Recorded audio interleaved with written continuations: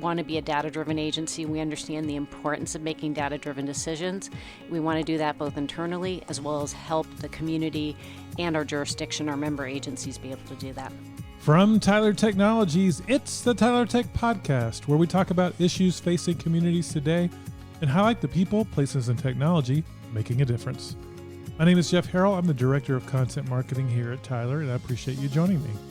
Well, this is part 2 of our 2-part series, Live at Connect. Connect is our Tyler Technologies user conference we held this year down in San Antonio, Texas, where we had almost 6,000 of our Tyler clients at the event. We got to do some live podcasting, and you're going to hear from several Tyler Excellence Award winners, as well as someone in the school transportation space. You're really going to enjoy this second part of Live at Connect. Our first guest is Pamela Clark.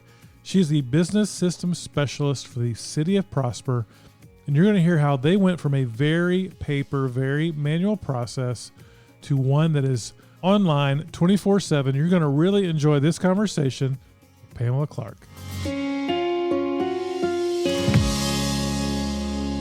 Well, Pamela Clark, welcome to the Tyler Tech Podcast.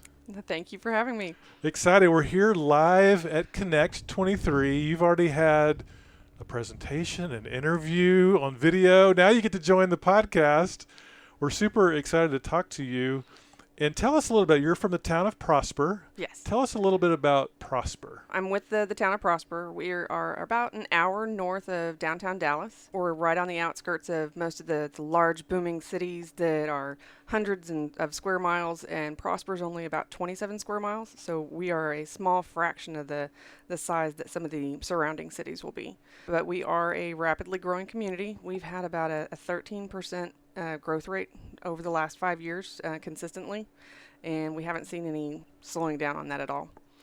Yeah, we are neighbors. I live in McKinney, which is a neighboring town of Prosper. I know you actually live in Little Elm, so we're all kind of in the same North Dallas area. And like you said, Prosper has just been booming since we've been in the Frisco, McKinney area. Lots of new retail, lots of new development, lots of older stuff too. So you get that nice mix.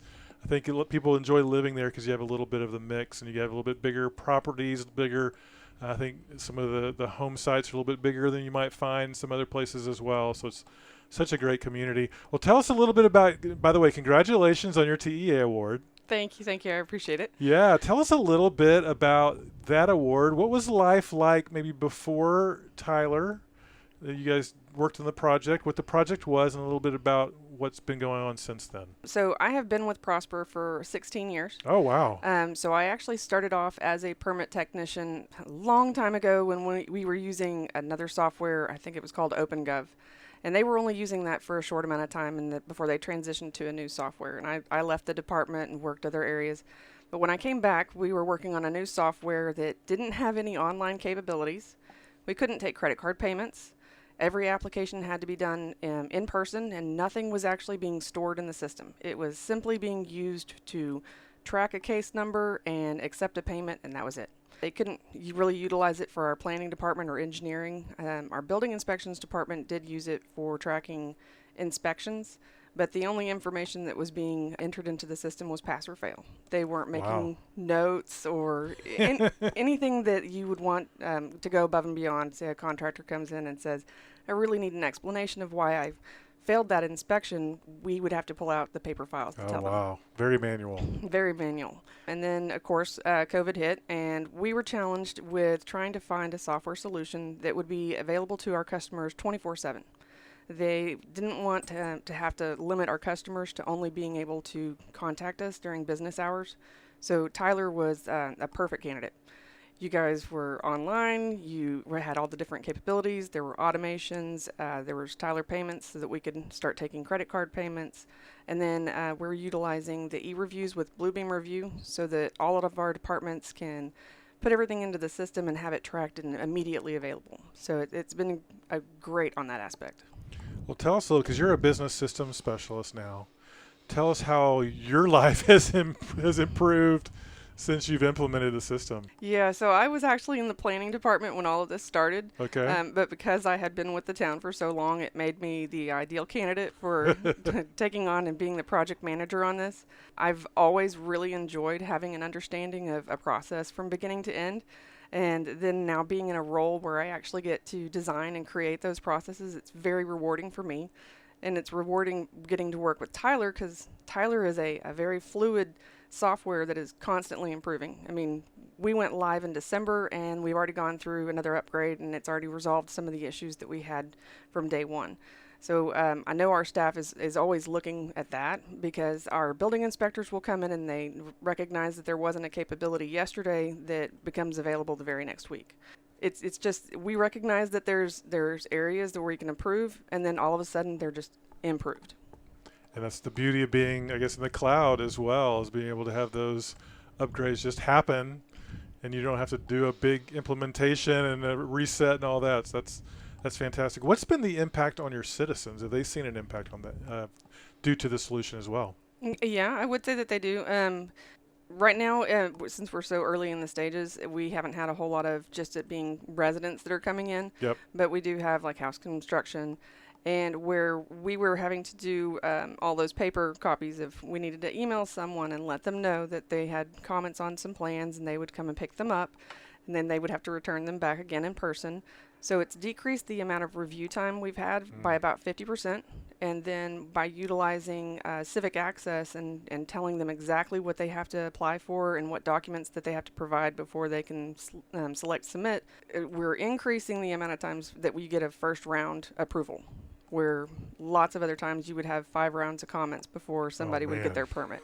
Oh, man. So, I mean, I know that there's a lot of people that are out there that are like, okay, it's going to take me a month to 2 months to get my permit, and now we're having a turnaround in about 15 days. Wow, 15 days. That's fantastic. In a growing, thriving community like Prosper, that's probably the difference of night and day, probably. Yeah, very much so. Fantastic. Well, as I mentioned, we are here at Connect 2023. I'm curious. We're actually day one. It's towards the end of day one. Tell me a little bit about your impressions. We have almost 6,000 government workers here, people that are out there every day serving the public sector. Tell me a little bit about your experience so far. It's been great. I mean, this is a networking opportunity to get to meet other people that are doing the same things and utilizing the same software that we have. And sometimes they're great to have as a sounding board so that we can come up with ideas together or talk about solutions that we would like to pursue. And it's a great opportunity for collaboration. Awesome. Well, final question for you. If someone was interested in like, hey, this sounds interesting for my location, what advice, now that you've gone through it kind of start to finish with Tyler, any learnings, any best practices that you could share? Well, Tyler recommended for us whenever we started doing the implementation to do the best management practices and take the items that are off the shelf, because they were the ones that would be the most supportable when we went through updates. And I strongly agree with that, because I've seen and I've talked to other organizations that said that they customized it a lot, and as a result it would break a lot. My recommendation would be to go off of Tyler's recommendation and continue to use those best management practices. Awesome. Well, again, Pamela, thanks for joining the podcast. Congratulations on your award, and hope you enjoy the next couple of days here in San Antonio. Thank you. I appreciate it. Well, next up we have Cindy Burke. Cindy is the Senior Director of Data Science at San Diego Association of Governments, that's SANDAG for short. You're going to find out how they set a very high level of excellence for their data and how they make it accessible to people, including using visualizations. Here's my conversation with Cindy Burke. Well, we are here live at Connect 2023, and I have Cindy Burke with me. You're a recent Tyler Excellence Award winner. So congratulations on that, first of all. Thank you. Thank you so much. Yeah, we're excited to have you. And you are from the San Diego Association of Governments, and SANDAG for short. Yes. So I'd love for you to tell us a little bit about what you guys do, what that is. So SANDAG is a regional planning agency, and we have a lot of designations from the federal government, state and local. But basically, we're concerned with quality of life issues for the San Diego region. San Diego County is bigger than many states, and we're the second largest county in the state of California. And so we have a board of directors that represents our elected officials from around the region. We have 18 cities as well as the county government, and it's quality of life issues, public safety, transportation, land use. We want to make sure that those issues that aren't just limited to one jurisdiction, we think about it regionally. And our motto is we want to connect communities in more ways than just one. And what I'd also think is important is that we want to use data to do that. We want to be a data-driven agency. We understand the importance of making data-driven decisions. We want to do that both internally as well as help the community and our jurisdiction, our member agencies, be able to do that. And you have so much to work with there in San Diego. It's such a beautiful city and area. It's one of my favorite places to visit. I'm a Texas native, but I love San Diego. And so when you say quality of life, that really resonates with me because I know that's super important out there. And I'm curious, you mentioned data and having data and be able to look at data to solve problems. What was a specific problem you guys were looking at when you talked about maybe potentially bringing on Tyler's data and insight solution? It probably started about 4 or 5 years ago. We started trying to look at a plan of excellence and really trying to say, how are our data governance procedures? How do we have so much data at Sandag? Are we making the best use of our data? Are we ensuring it's valid and reliable? Are we making sure that there's not opportunities to introduce error? And how do we make it accessible to people? We want to make data equitable, easily accessible to people. So in a number of ways, since we launched the Open Data Portal, we've been using it internally to make sure we have a data library, that we know what's the most recent version of the data we're using. And then we're trying to really push it out there on the Open Data Portal as fast as we can, allowing people to play with the data. People who call in and do requests for data may not know what to ask for. They may not know until they get their hands on the data. Yeah. Not everyone is equally savvy with data. So being able to have really nice visualizations and easy to use systems to see what data is out there, we're hoping we can offer new insights to anybody who gets on there. That's great because I think I'm from Texas, so I say data.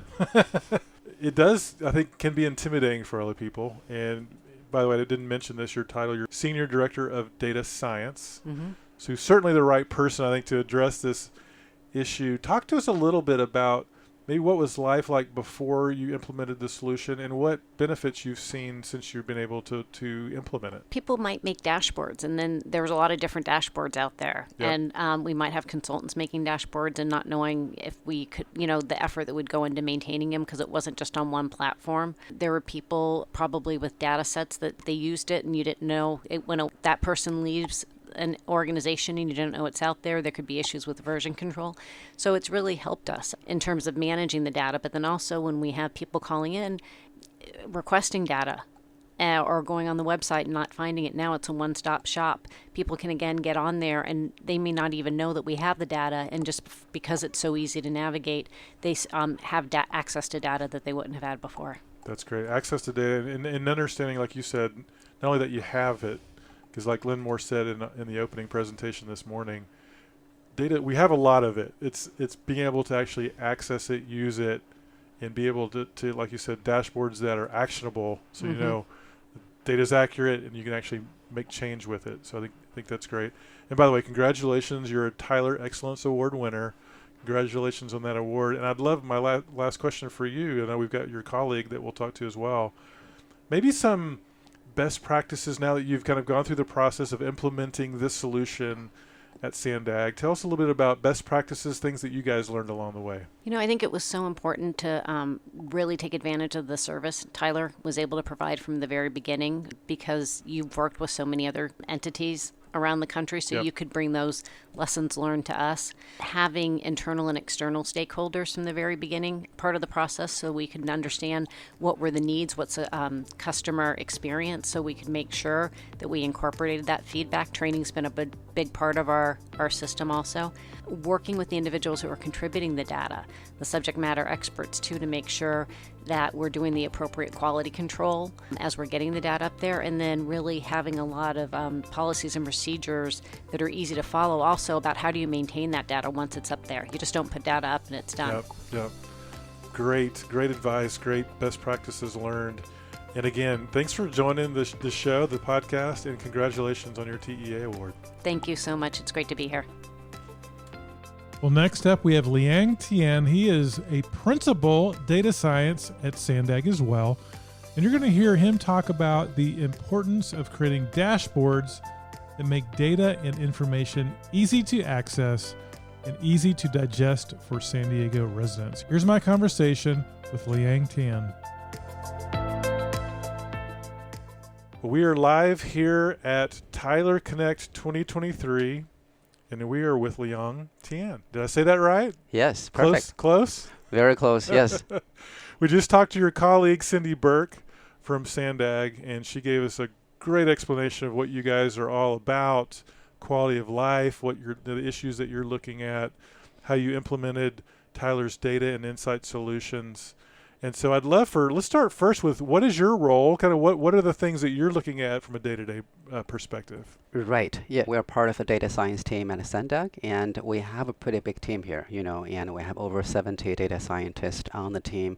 So day to day, we're dealing with lots of data and then just trying to solve different problems to really help our local jurisdictions and also the public, just to put data out there to make it public and transparent, easy for them to access, visualize, and download and interactive, right?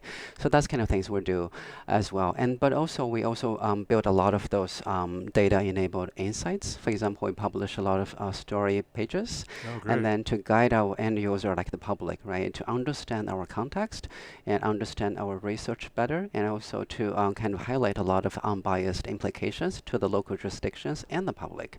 That's great. And how important is data transparency for what you guys do? Because you want the public to understand what's happening. Right. Yeah. Talk to us a little bit about that. It is extremely important, right? Because we achieve that by for different applications. For example, we have published a crime statistics portal on the Sandag Open Data Platform. So based on that, the end user, the public, for example, they can actually understand which part of the town has more crime statistics happening versus a different part of town, right? And then we also publish something called Sustainable Development Goals for the entire San Diego region, also including the Baja California. So based on that, people can understand better in terms of how there is a cross trade commercial vehicles coming to San Diego, right? And then how we can measure different quality of life in the San Diego region, and then how are we on target to achieve certain goals by which year. So those are some things we can really help the public to understand in a transparency manner. Yeah. And I told Cindy this, San Diego is such a beautiful area. Quality of life is already great, but now you have data scientists focused on making sure that remains and even improves. I'd love to know, since you've implemented Tyler's data and insight solution, what benefits have you seen so far? I think biggest benefit is, for example, for internally Sandag, we have a lot of staff, right? So right now we have this consolidated and centralized repository, so we can all go on this platform and then working with the data, create visualizations, and publish our research findings. So that's kind of biggest benefit. And also for the outside of Sandag, because we can use that tool to use as a communication venue to communicate with local jurisdictions, because those are the members we serve as well, so they can use this and then to make a better informed and data-driven decision for the region. I love that. And you guys are data scientists, so you know data, you understand it. Yeah. Most constituents probably don't. They're not data scientists. They're just out there wanting to consume the data. Right. How important is it to make it super easy to understand, to digest these dashboards? Tell us a little bit about that. Totally. That's a great question, Jeff. I think one thing we did is very early on during the program development, we actually had a lot of engagement with the key stakeholders, including those jurisdictions and also even internal Sandag. We have different departments trying to use this platform to publish data, right? So we basically gathered together early on and then trying to understand what's important to you, what's the specific requirements, how we go about it, and also working with Tyler team together to help us on those solutioning sessions. And then that really turns out to be very beneficial to everybody. I love that. Yeah. Well, congratulations on winning the Tyler Excellence Award. And I asked Cindy this question, and I'd love to ask you as well. It's kind of a final question. Now that you've implemented the solution, what are some key learnings, best practices, any words of advice for someone listening going, this is something I might want to do? Talk to us a little bit about that. Sure. I think there are a couple of things. One is we work with Tyler team and actually customized a bunch of training sessions, kind of targeted for different skill set levels. Because at Sendak we have data scientists very kind of highly technical, right? But we also have other teams which less technical. So we kind of came up with a different customized training sessions working with Tyler together. That really helped. So I think I would suggest for the other like fellow maybe MPO organizations like us or other Tyler client, maybe start with this customized training sessions. That will be really helpful. The other one is I found pretty important is kind of different solutioning sessions also early on, right? So for example, you want to build some applications and then maybe we work with Tyler together and with your key stakeholders and then trying to really scope out what's going to be involved. And then the earlier the better. So it's going to save you a lot of time, make it more effective in the end. Yeah, those are some advice we want to give. Great words of advice. And we're nearing the end of day one of Connect. I'm curious just your thoughts. It's a big event. Lots of your fellow government workers here. Talk to us a little bit about what your impressions of Connect have been so far. It's super big, Jeff, which is, I've been to a lot of conferences, right? But never think a conference like this big. And there's a lot of interesting sessions and engagement presentations and talks.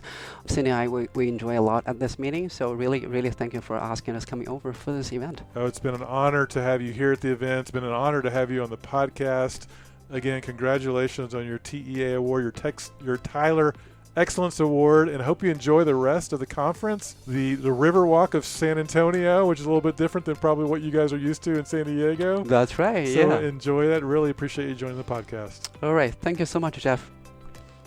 Well, last up is our conversation with Tony Corpin. He's the publisher of School Transportation News, and he's going to talk to us about the school transportation industry and look at what are the important issues and trends leaders in this space are addressing. You're going to enjoy this conversation. Here is my conversation with Tony Corpin. Well, we are live here at Tyler Connect 2023, and we are with Tony Corpin. He is the publisher of School Transportation News. Tony, welcome to the show. Thanks so much. I'm so glad I came out to San Antonio. It's a little balmy here. But it is a little balmy. That Riverwalk's a nice walk, though, so I know the attendees are here for quite a few days to partake of the fun and food here in San Antonio. Yeah, it was interesting last night. We had dinner down there, and it was probably the most mild and less humidity than I've ever experienced on the Riverwalk. Last night was great. I'm not sure what tonight will unfold. I think they may need some routing because I felt like there was a traffic jam there walking down the Riverwalk. It was quite busy. It was quite busy. It's a big conference. We have nearly 6,000 of our clients here. And I'd love for you to tell us a little bit about School Transportation News. Those of us that aren't in that space, what are you guys focused on? Yeah, so it specializes in student transportation. So we connect the school transportation industry in terms of public school districts, private fleet operators, which the industry is separated in those two category segments, and then all these suppliers that would support all those actions. That would be school bus dealers, school bus OEMs, technology partners like Tyler, and many other companies that create safety equipment. And a lot of it's all government mandated. So a lot of the districts are trying to make informed decisions about subject matter like that. So we talk a lot about those sorts of things. And a big trend in school transportation is energy. Obviously, going green, electric school buses is dominating the landscape of the conversation. And, fleet optimization is part of that, as well as the actual makeup of your fleet, how to actually deploy at scale some of these solutions, because it's very stressful to someone who's a public school transportation director. They live in a certain world. They're trying to get the kids to and from safely to school, do their job. Right. Now they're asked to be a director of energy, and that is taking on a whole nother hat, which they're not necessarily completely prepared for. And depending on the type of district, you find new titles entering the market, like sustainability director. Your fleets and services people are all of a sudden these energy gurus that are coming in. So it's kind of like the IT department's getting involved in on this too, because you have technology that plays into the infrastructure of this equipment, right? So you have an electric bus. Traditionally, you would just stroke a check. a fleet of buses would show up for school startup. Yeah. Now it's a much more complicated process in which these districts are considering it. And some of them are a little reluctant or maybe disenfranchised with going to EV because they love diesel or they love maybe propane, which is popular as an alternative energy source in school bus. That's a big conversation. It's when is the right time? Is it right for me? And it becomes this fuel of choice conversation. So this is the constant discussion that's going on very actively in the space, and it becomes very present because of funding, right? The U.S. government put through the Clean School Bus Initiative, and that basically funds electric school buses, propane school buses, and CNG school buses for $5 billion of federal subsidy over the next 5 years. So it's tranched out in billion-dollar segments. So $400 million was just released about 2 weeks ago, which is a grant program, competitive grant, strictly available for only school district and private fleet operators. So the language is adapted from the first iteration, which was more of a lottery. And we had many winners that we knew that are going through the process, getting the vehicles delivered, and everyone asks, does it pencil out? And I said, I'm not sure it really does quite yet. Yeah. It needs federal subsidy. Those are our tax dollars at work. And a lot of the states, California, where I live, is extremely dedicated to taking fleets green and CARB. And there's a lot of other programs that are supporting public school districts move. And there's a lot of benefits that basically can come to the community, to the students in terms of health benefits. The buses are quieter, so it's a more peaceful ride. So you find noise pollution on the bus. It's a lot less. The kids aren't maybe have as much anxiety riding to and from with a loud, clunky bus. Right. I know all about those.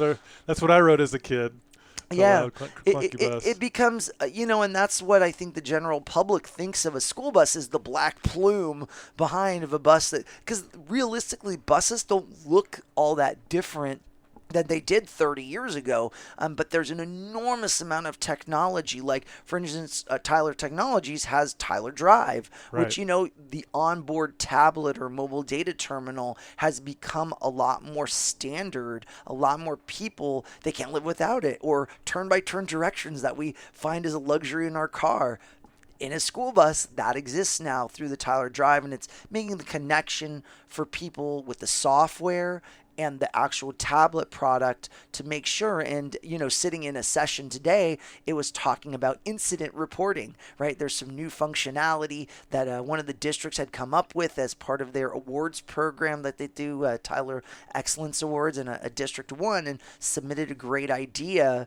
And it was taken to fruition by the dev team to actually develop out this incident reporting mechanism within the software. And they talked about it. Hey, what if you could actually put this on your Tyler Drive and the drivers actually can report the incident as it happens? And it's a situation now, a driver and employee could happen to them too. So you need to write that up, but it's all in one platform. So I thought that was really cool. That was like a little nugget that I got from today's sessions. Well, I'm playing catch up because I'm not in this space like you are. Clearly, you're an expert in this space because you mentioned the clunky school bus with the black plume. That's my experience. I rode a school bus to school, and I when I asked you about trends a little bit, my expectation was not green. I didn't think that would be the first place you started. So maybe educate us a little bit on. And I don't know if there's a hierarchy of kind of needs in terms of school bus, but I would think student safety would be.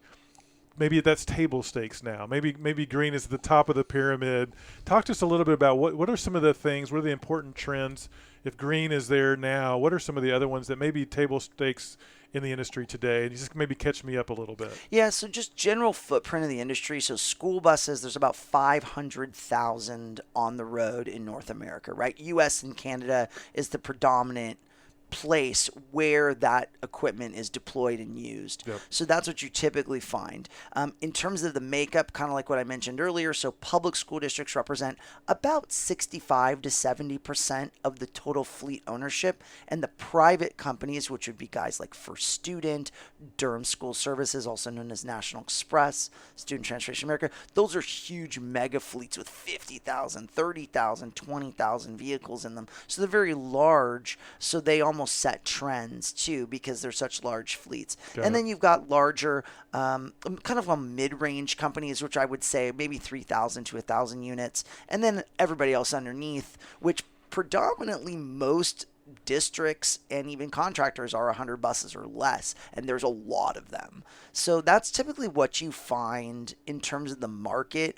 The people that are living and breathing transportation director, supervisor, that's who STN generally communicates with. That's more of leadership, that's management, that's someone that's diving deep into the actual like optimization of the fleet. They're looking at all the safety practices, they're making sure that they're deploying safety equipment to be able to service the kids. And there's a different spectrum of children, right? So you have general education students, and then you have students with special needs, Right. So that's a totally different ecosystem that people are operating vehicles, and they're under certain rules. Now, typically a student would have something called an IEP, and that IEP would dictate what that student needs in terms of overall feel and flow of their educational services that the school's providing, and transportation is being one of those. Got it. So there's a lot of different nuance. Another trend we've seen is the use of car service, so non-yellow vehicles, because there's an enormous driver shortage.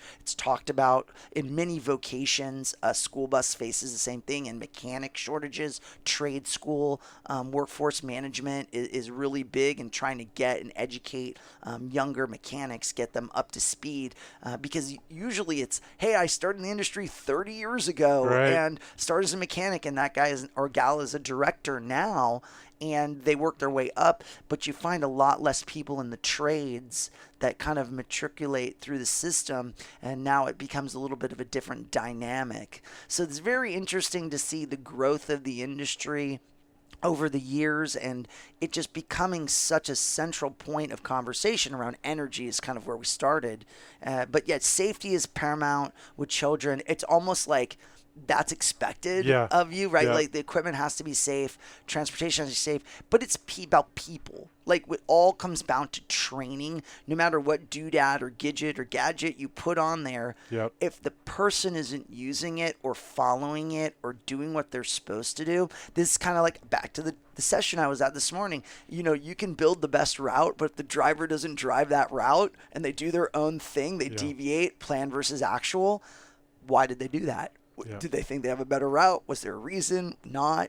That's where, technology is going to point out maybe that wasn't the best choice, and it points out these things to a manager. But now scale that. Maybe you have 1,000 buses, 10,000 buses. Now you got to manage that. You got to transfer that data and that knowledge down to other stakeholders. So we really communicate as a media organization to all those stakeholders. So STN as a company, the magazine reaches about 20,000 print subscribers a month, about 36,000 digital subscribers a month, and our website, which is stnonline.com, everything about school buses you could possibly want. We even have our own podcast, just like you, that's right? Awesome. That's awesome. It's called School Transportation Nation. You can go to iTunes or Spotify, YouTube, all the spots. You can check out pods and click on that and subscribe if you're interested in the subject matter. But so as an industry, we also have conferences like Connect, right? So STN, it's called STN Expo. So we host 2 of them annually. So one is in June, that's 2nd through the 6th, coming up about a month away, right? Really, really soon. And that's in Indianapolis. So we host that event there. And we also do one in Reno, Nevada, which is, again, STN Expo. And we just trying to capture 2 different segments of the country, so East and West. So that's kind of the rationale. And STN Expo has been around since 1993. And shockingly, I have been to every one. Oh, my goodness. Since I was a child. That's why you're so smart about this stuff. Yeah. No, I mean, my parents started the company when I was a little kid. Oh, got it. So I've been around it my whole life, and love it, passionate about it. A lot of passionate people in this market. It's all about kids. They bleed yellow. It's a really great industry to be involved with. So love being a part of the school transportation industry. Well, I feel much smarter about school transportation just having had this conversation. I guess final question before we let you go. Anything that you've heard, I know you mentioned some of the TEA winners, you heard about some of their stories this morning. Anything you heard while you've been here at Connect? Any nuggets, anything that you can help kind of share with us today? I mean, one of the things I love about Connect is you see the customers get so excited about the new features, right? And it seems like when I listen to it, I'm like, okay, that's a cool feature, but they are hooting and hollering, and they're so excited because they live in the software, right? They're in the trenches. And, you almost have to kind of bring yourself back to the baseline and you say, hey, man, there are so many people involved and they care so much about the product and the product success. And I think it's about partnership. Yeah. It's really, the people are here, they're partnering with you, they're sharing, they're genuinely, truly interested in what the people up there are saying, and it makes their lives better and easier. And it's a team effort. Teamwork makes the dream work. Love right? It. Absolutely. Yeah. Well, last thing, Tony, if someone was interested in learning more about school transportation news, what's the best place for them to go? Yeah, so it's stnonline.com. That's the website to the media side. And then our conferences is stnexpo.com. And the one conference I did not mention is a conference called Transporting Students with Disabilities and Special Needs that we also run. And it specializes within that segment. Now, most school districts in the United States, they all run special needs because it's a law. They must offer students with disabilities access to education. And these are very important things to have for students and equity. And we're very big on that and very passionate about that. And that one's tsdconference.com, which is Transporting Students with Disabilities. So awesome. We would love for you guys to join us. We love Tyler Connect, and it's really great. And I'm so glad I'm here with you guys this week. Well, Tony, it's been great meeting you. I love hearing you're passionate about this topic. It's super, super important. All this, care so deeply about it. You've been doing this for a lot of years, so thank you for sharing your wisdom with us today, and thanks for joining us on the Tyler Tech Podcast. So glad to be here. Thanks so much. Well, I hope you enjoyed that two-part series live from Connect and the conversations that we had with many of our clients and the folks that were there enjoying the show as well. We plan to do this again next year, so look forward to that. Also, make sure you subscribe. We have a lot of great episodes planned just for you. Again, my name is Jeff Harrell. I'm the Director of Content Marketing here at Tyler. We'll talk to you soon.